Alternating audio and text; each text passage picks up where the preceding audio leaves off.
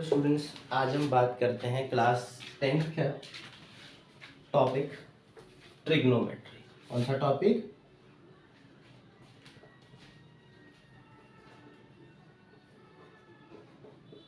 Trigonometry. कौन सा topic? Trigonometry. Trigonometry का मतलब होता है anything which is enclosed in three sides. तीन साइड्स के बीच में बना हुआ चीजें, जैसे कि मान लीजिए ट्राइंगल है ए बी सी। ए बी सी एक ट्राइंगल है, तीन साइड से बना हुआ ट्राइंगल। इसकी एंगल्स, इसके साइड्स की कैलकुलेशन को हम बोलते हैं ट्रिग्नोमेट्री। इसके एंगल्स की और साइड्स की कैलकुलेशन को बोलते हैं ट्रिग्नोमेट्री के बारे में। इसमें हम ये चीजें पढ़ते हैं। अब ट्रिग्नोमेट्री में जो पहला पार्ट आज हम कर रहे हैं, ट्रिग्नोमेट्रिक रेशियो कर रहे हैं, यानी कि आपकी एनसीईआरटी की एक्सरसाइज 8.1 के कुछ सवाल और उसका बेसिक्स और कंसेप्ट समझेंगे। अगर हमें मैथ्स में कंसेप्ट आ गया तो फिर हम कैसा ही सवाल कर लेंगे। तो जी, सबसे पहली चीज जो ट्रिग्नोमेट्री लगती है वो आपकी किसी भी ट्राइंगल में लग सकती है, लेकिन इस साल जो 10वीं का जो है उसमें आपको राइट एंगल ट्राइंगल चाहिए। एबीसी कहीं पर को भी राइट एंगल ट्राइंगल दिया है तो आप उसमें ट्रिग्नोमेट्री का एप्लीकेशंस, ट्रिग्नोमेट्री से उस सवाल को सॉल्व कर सकते हैं। चलो, ये ट्राइंगल दे दिया सर। अब जो हमारे ट्रिग्नोमेट्रिक रेशियो होते हैं 6 ट्रिग्नोमेट्रिक रेशियो होते हैं। साइन, कॉस, टेन, कोसेक, सेक, कॉट। इसके बगल में ब्रैकेट में जैसे ए लिख देता है, कभी सी लिख देगा, कुछ भी लिख देगा। जैसे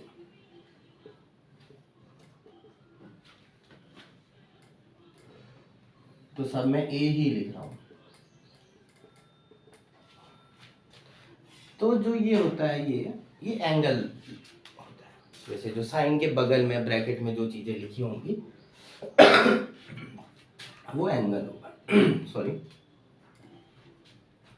अब इसके आगे की कहानी समझते हैं।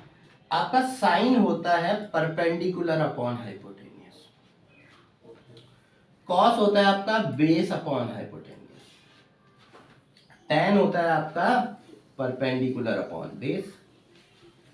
कोसेक होता है, कोसेक साइन का इनवर्स होता है। ये बहुत मजेदार बात है। कोसेक साइन का इनवर्स होता है तो हाइपोटेन्यूस अपॉन परपेंडिकुलर। लिख देता हूं, कोसेक जो होगा 1 अपॉन साइन होगा। कोसेक जो होगा 1 अपॉन साइन होगा। सेक जो होगा 1 अपॉन कॉस होगा, यानी कि हाइपोटेन्यूस अपॉन बेस। टेन जो होगा बेस अपॉन परपेंडिकुलर होगा। टेन जो होगा बेस अपॉन परपेंडिकुलर होगा। सर कुछ चीजें बेसिकली आपको पहले याद करने के लिए चीजें समझनी पड़ेंगी। तो इस चीज को, इन फॉर्मूले को, कंबाइंड फॉर्मूले को आसान बनाने के लिए न्यूमेरिक लिख देता हूं। पाकिस्तान भूखा प्यासा, हिंदुस्तान हरा भरा। तो ये एक निमोनिक है। इसके ऊपर लिख दीजिए साइन, इसके ऊपर लिख दीजिए कॉस, इसके ऊपर लिख दीजिए टेन। देखिए साइन का फॉर्मूला आ जाएगा आपका परपेंडिकुलर अपॉन हाइपोटेन्यूस, कॉस का बी अपॉन एच, टेन का पी अपॉन बी। या तो अब ये फॉर्मूला याद कर लीजिए या इस तरह से न्यूमेरिक बनाना सीख लीजिए। पाकिस्तान भूखा प्यासा, हिंदुस्तान हरा भरा। ये तो बात हो गई, हमने बेसिकली फॉर्मूला देखना शुरू करा। फॉर्मूला समझ गए कि हम क्या है, कैसे है।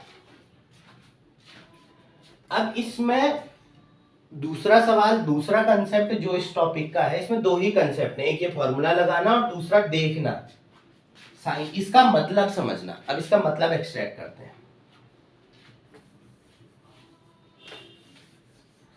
अब जैसे साइन ए लिखा है, या कभी आपको कॉस सी लिख देगा, या कभी आपको tan थीटा भी लिख सकता है। तो इन सब का मतलब क्या है, इन सबको पढ़ते कैसे हैं, इन सब का मतलब क्या है, ये समझते हैं।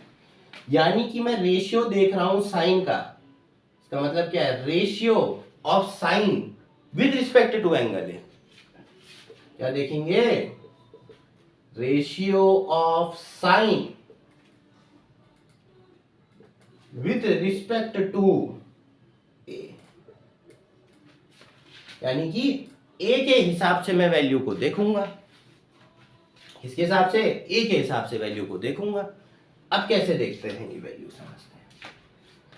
पहले तो जो 90 डिग्री के अपोजिट साइड है, जो साइड 90 डिग्री से सामने देख लो, 90 डिग्री से सामने देख लो, 90 डिग्री से सामने देखोगे तो जो साइड खड़ी होगी वो साइड आपको मिल जाएगी हाइपोटेन्यूस। ए के हिसाब से देख रहा हूं तो ए के सामने जो साइड होगी उस साइड को देख लोगे बेटा परपेंडिकुलर, और जो बची हुई साइड है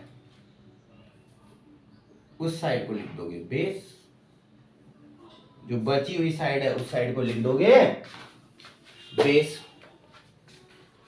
बहुत इजी सा था ये।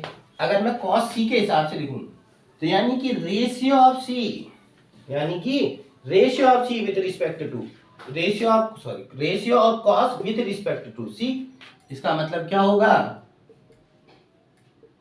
Ratio of cos with respect to c। ये भी बड़ा आसान है। अब हम इसी ट्राइंगल में चीजों को किसके हिसाब से देखेंगे, c के हिसाब से देखेंगे। किसके हिसाब से देखेंगे, c के हिसाब से देखेंगे। हाइपोटेनियस तो 90 के अपोजिट साइड है, हाइपोटेनियस वही रही। अब c के सामने वाली साइड जो ये है, ये साइड हो जाएगी आपकी perpendicular with respect to c, hypotenuse, और जो बची हुई साइड है ये हो जाएगी बेस। यानी कि c के सामने वाली साइड c का परपेंडिकुलर और b, यानी कि इसका जो फॉर्मूला बनेगा b अपॉन h आ जाएगा, यानी कि bc upon ac, bc upon ac। ऐसे ही tan थीटा, एक कोई एंगल दिया होगा ट्राइंगल का, सपोज कर लो थीटा ये वाला ही एंगल है, गिवन होता है बाबू थीटा कौन सा एंगल लेना है, तो थीटा ले लिया।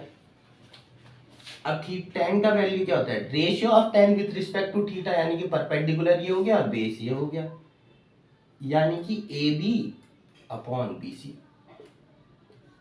ये दूसरा कंसेप्ट है। इस कंसेप्ट को मैं आपको नोट बना के दे रहा हूं, इस नोट को उतार लेना और इसी नोट के हिसाब से आप बाकी के आगे के सारे क्वेश्चंस को सॉल्व करना। क्योंकि एक बार मैथ्स में थ्योरी आ गई, मैथ्स की थ्योरी आ गई तो फिर तो सवाल बहुत आसानी से बनता है। ट्राइंगल बनाया, एक नोट लिखा देता हूं, note. Angle opposite to 90 degree, side opposite to 90 degree is hypotenuse, side opposite to 90 degree is hypotenuse, HYP hypotenuse, इतना ही लिख देता हूं। Side opposite to given angle, जिस एंगल के रिस्पेक्ट में हम चीजों को देख रहे हैं उसको गिवन एंगल लिख रहा हूं, इज परपेंडिकुलर। उसको क्या बोला जाता है, उस साइड को बोला जाता है परपेंडिकुलर लूप। और साइड, रिमेनिंग साइड लिख दो, जो तीसरी बची हुई साइड है उसको बेस मान लो, तीसरी बची हुई साइड है उसको बेस मान लो।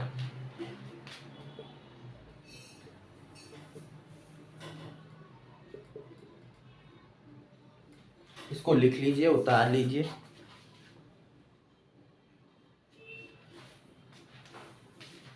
ये कंसेप्ट हो गया आपका तैयार, बेस बन गया।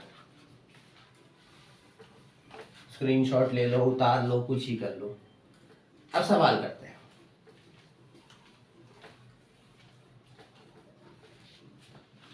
सवाल पूछने वाला है कुछ इस तरह से पूछ देगा कि in a triangle A B C right angle at B, कोई राइट एंगल दे दिया,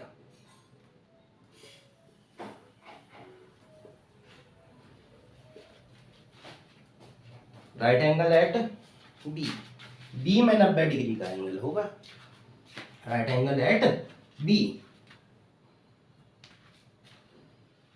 such that AB is equals to 24,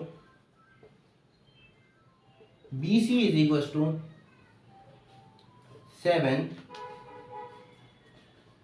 Find sin A, cos A, sin C, cos C. Sine C cos, ये आपका एनसीईआरटी का question है। इस video में आपको पूरा एनसीईआरटी समझा दिया जाएगा। 8.1 पूरी एक्सरसाइज आपको एनसीईआरटी की कर दी जाएगी, जिस हिसाब से आपको बोर्ड्स में कोई प्रॉब्लम ना हो। चलो साहब, अब सवाल को सॉल्व करना शुरू करते हैं। डिकोड करते हैं। पहले ट्राइंगल बनाना है, राइट एंगल एट बी है, तो बी पे राइट एंगल बना लो। ये इमेज आ गई, ये ए बन गया, ये बी बन गया, ये सी बन गया, ट्राइंगल डिकोड हो गया। बी पे 90 डिग्री बना लो। ए बी पे वैल्यू कितनी हो गई? 24। ए बी पे वैल्यू 24, बी सी पे वैल्यू 7, बी सी पे वैल्यू 7। क्या मुझे तीनों साइडें दी हैं? नहीं साहब, तीनों साइडें मुझे नहीं मिली। अगर तीनों साइडें नहीं मिली तो मुझे तीसरी साइड निकालनी जरूरी है। उसके लिए पाइथागोरस थ्योरम लगाऊंगा हमेशा। A B square plus B C square is equal to A C square. A B की वैल्यू 24 का स्क्वायर, बी सी की वैल्यू 7 का स्क्वायर, ए सी की स्क्वायर की वैल्यू निकालनी है। ये 625 हो जाएगा, ये 25 हो जाएगा वैल्यू। ये वैल्यू आपकी कितनी हो गई? 25 हो गई। अब मुझे देखना है साइन ए। क्या देखना है? Sine A. इसका मतलब ratio of sine with respect to A, ratio of sine with respect to A. A side ये है, इसका परपेंडिकुलर हो जाएगा साहब ये, और हाइपोटेन्यूस हो जाएगा ये। परपेंडिकुलर हो गया आपका 7/25। कितनी आ गई वैल्यू? 7/25। दूसरा पूछा है आपको कॉस ए, यानी कि ratio of cos with respect to A. मतलब क्या है? Ratio of cos with respect to A. Cos में हम क्या देखते हैं? Base upon hypotenuse. ए के लिए बेस ये रहा, हाइपोटेनियस ये रहा। 24/25।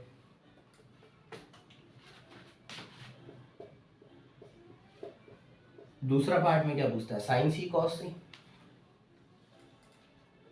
दूसरे पार्ट में पूछता क्या है? साइन सी या कॉस सी। साइन सी की वैल्यू देखने के लिए अब सी एंगल के रिस्पेक्ट में चीजें देख रहे हैं। सी एंगल के लिए देख रहे हैं तो इसके सामने देखो, परपेंडिकुलर ये हो जाएगा, हाइपोटेनियस ये हो जाएगा। 24 परपेंडिकुलर कितना हुआ? 24, हाइपोटेनियस हो गया आपका 25। कॉस सी अगर मुझे देखना है तो बेस सी के हिसाब से बेस ये, सी के रिस्पेक्ट में बेस ये, हाइपोटेनियस ये। इस चीज से ऐसे, एक चीज को ऐसे भी समझना, एक चीज ध्यान रखना कि हाइपोटेनियस अपनी वैल्यू नहीं बदलता। एंगल भले ही किसी के रिस्पेक्ट में देख लो, हाइपोटेनियस अपनी वैल्यू नहीं बदलेगा। परपेंडिकुलर और बेस अपनी वैल्यू बदल देंगे। ये हो गया आपका सवाल, बहुत इजी सवाल था। पहले ट्राइंगल बनाऊंगा, बन गया। ट्राइंगल बनाऊंगा, ये देखूंगा कि क्या तीनों साइडें दी हैं, अगर दी होंगी तो वेल एंड गुड, नहीं दी होंगी तो पाइथागोरस थ्योरम से साइड निकाल दूंगा। और फिर जो कंसेप्ट इससे पहले आपको समझाया गया, जो टॉपिक्स आपको समझाए गए, जो थ्योरी दिखाई गई, उसके हिसाब से गिवन वैल्यू को फाइंड कर दूंगा। ये आपका टाइप 1 का क्वेश्चन हो गया जी। इस क्वेश्चन को लिख दीजिए टाइप 1। दूसरा जो टाइप आता है उसको टाइप 2 करते हैं।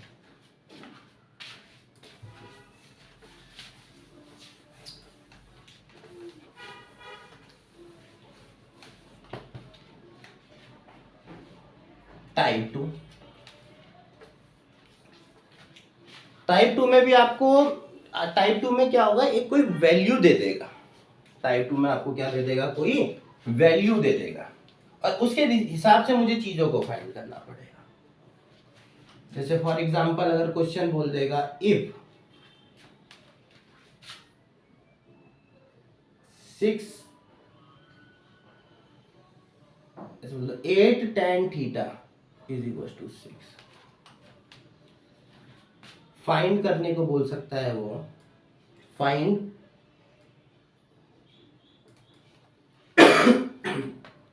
Find sine theta. दूसरा, या कॉस थीटा, ऐसे कोई भी वैल्यू पूछ देगा। या फिर इसी चीज में एक इक्वेशन भी बना के दे देगा आपको, 1 minus sine theta into 1 plus sine theta upon 1 minus cos theta into 1 plus cos theta. आपको ये इक्वेशन भी बना के दे सकता है। तो अब इसको डिकोड करते हैं क्वेश्चन को।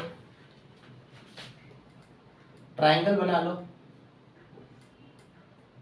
ट्राइंगल को ए बी सी नाम लिख दिया, ट्राइंगल को नाम लिख दिया ए बी सी। इसको मैंने थीटा लिख लिया। अगर गिवन नहीं है तो इन दोनों में से किसी को भी थीटा ले लेना, या तो ए को ले लेना या सी को ले लेना। मैंने सी को लिया है, यानी कि इस इक्वेशन को अगर मैं और सिंप्लीफाई करूंगा तो tan थीटा की वैल्यू 6/8 है, यानी कि परपेंडिकुलर और बेस का रेशियो 6/8 है। इसका रेशियो, परपेंडिकुलर और बेस का रेशियो 6/8 है। ठीक है साहब, तो इस हिसाब से परपेंडिकुलर की वैल्यू 6x ले लो, बेस की वैल्यू 8x ले लो। अब पिछला सवाल बन गया, देखो तीसरी साइड गिवन नहीं है। अगर तीसरी साइड गिवन नहीं है तो उसमें मैं क्या करूंगा, पाइथागोरस थ्योरम लगाऊंगा।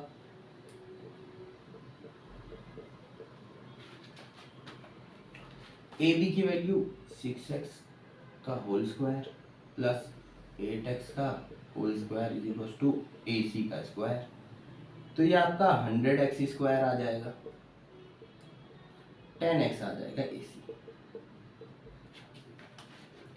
यानी कि ये वैल्यू आपकी यहां से यहां तक की वैल्यू का दूरी 10x है। यहां से यहां तक की वैल्यू का दूरी आपका 10x है। ये निकाल लो।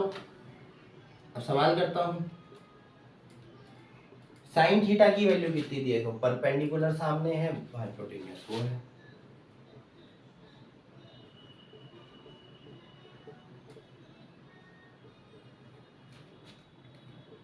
पहला क्वेश्चन हो गया। दूसरा,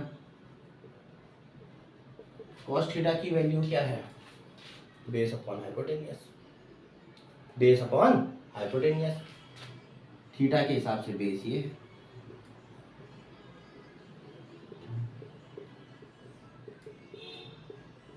फोर अपॉन 5। सवाल दूसरा इंपॉर्टेंट तो ये सवाल है साहब। इस सवाल को करने के लिए, ये तो बहुत इजी था, लिख भी लिया होगा आपने। इसको मैं मिटा रहा हूँ और दूसरा सवाल सॉल्व कर रहा हूँ।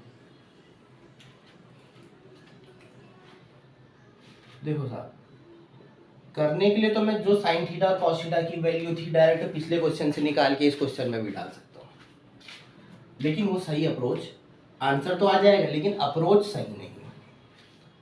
अप्रोच सही होने के लिए हमें क्या करना पड़ेगा, मैं चीज़ों को सिंप्लीफाई करता हूँ पहले। अगर मैं चीज़ों को सिंप्लीफाई करूँगा तो देखो ये a minus B, A plus B का फॉर्मूला बन रहा है न्यूमरेटर में, तो 1 माइनस साइन स्क्वायर थीटा लिख सकता हूँ इसको, 1 माइनस कॉस थीटा, यानी कि 1 माइनस कॉस स्क्वायर थीटा लिख सकता हूँ। इसको और भी सिंपल बना सकता हूँ मैं करने के लिए, लेकिन अभी मैं ये मान रहा हूं कि आपको वो नहीं आ रहा है, ट्रिग्नोमेट्रिक आइडेंटिटी नहीं आ रहा है, आप बस बेसिकली चैप्टर की शुरुआत कर रहे हैं। तो साइन थीटा की वैल्यू क्या निकाली थी हमने, अब रख दो, पिछली बार से थोड़ा सा आसान हो गया। साइन थीटा की वैल्यू क्या निकाली थी हमने साहब, दोबारा निकाल लेते हैं, 6x अपॉन, देखो 1 माइनस 6x अपॉन 10x का whole square upon 1 minus 8x upon 10x, x तो कट गया, कोई फर्क नहीं पड़ता है, होल स्क्वायर। ये वैल्यू मैंने निकाली थी पिछली बार, वही वैल्यू रख दी। एलसीएम ले लेता हूँ, 1 माइनस 36 अपॉन 100, 1 माइनस 64 अपॉन 100। इसको आगे को सॉल्व करूंगा तो 100 एलसीएम आएगा, 100 माइनस 36 यानी कि 64 अपॉन 36, और फर्दर सॉल्व कर देता हूँ तो वैल्यू क्या आ जाएगी आपकी 32 अपॉन 18, 16 अपॉन 9, 16 अपॉन 9 आ गया फाइनल आंसर। यानी कि दूसरे टाइप में आपको दो तरह के सवाल पूछेगा, आपको ट्रिग्नोमेट्रिक रेशियो मतलब दिया होगा एक, उसके हिसाब से आपको वैल्यू निकालनी पड़ेगी, या तो आपको डायरेक्ट कोई ट्रिग्नोमेट्रिक रेशियो पूछ देगा या कोई कॉम्प्लेक्स इक्वेशन में वैल्यू डाल के उसका जवाब पूछवाएगा। साहब टाइप 3 के बारे में बात करते हैं।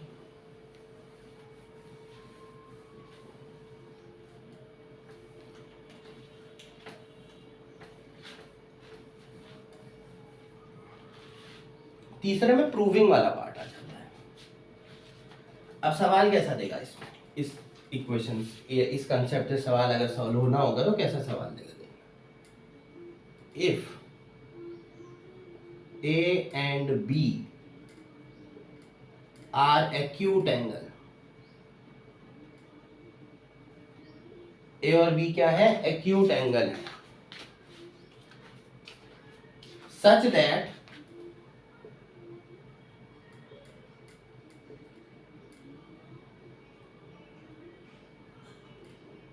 cos A equals to cos B,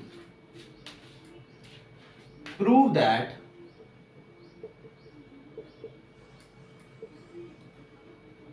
angle A equals to angle B।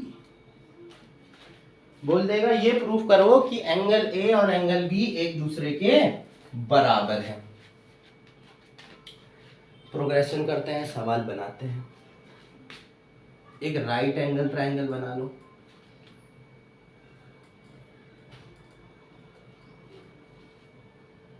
A और B एक्यूट एंगल है तो C 90 डिग्री होगा, 90 डिग्री हो गया। एक एंगल मुझे एक रेशियो इसके रिस्पेक्ट में देखना है और एक रेशियो इसके रिस्पेक्ट में देखना है, यानी कि पहले मैं cos A की वैल्यू निकाल लेता हूं।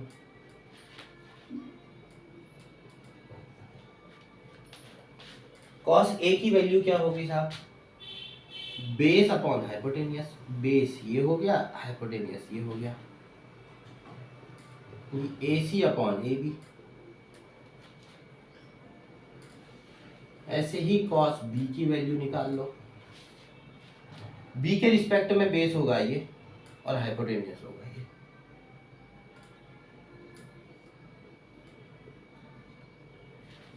सवाल बोला है cos A is equal to cos B।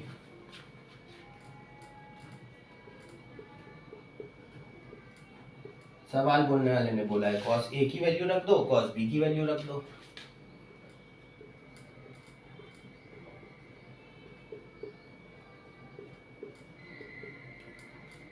उड़ गए, यानी कि आपको ये वाली साइड और ये वाली साइड बराबर दे दी। अगर ये वाली और ये वाली साइड बराबर दे दी है तो opposite sides are equal, hence since opposite sides are equal then opposite angles will be equal। तो एंगल ए और एंगल बी की वैल्यू बराबर हो गई। ये आपने 10वीं क्लास में, सॉरी 9th क्लास में फॉर्मूला वो थ्योरम पढ़ा होगा ट्रायंगल चैप्टर में, अपोजिट साइड्स बराबर होती है तो अपोजिट एंगल्स बराबर हो जाते हैं, उसी वजह से ये मेरा प्रूफ हुआ। इस सवाल में ये cos a cos b की जगह tan a tan b भी दे सकता है, मेथड यही रहेगा, बस उस केस में आपको tan a और tan b की वैल्यू निकालनी पड़ेगी। sin a cos b भी दे सकता, sin a sin b भी दे सकता है, कुछ इस तरह का दे देगा।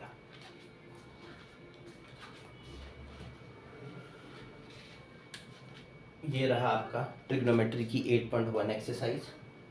ये हम बेसिकली एनसीईआरटी कवर करेंगे और आपकी रिक्वायरमेंट होगी, आप बोलेंगे तो आर डी शर्मा कोई दूसरी books previous year question series भी हम आपके लिए लेके आएंगे। चलो, have a great day, bye.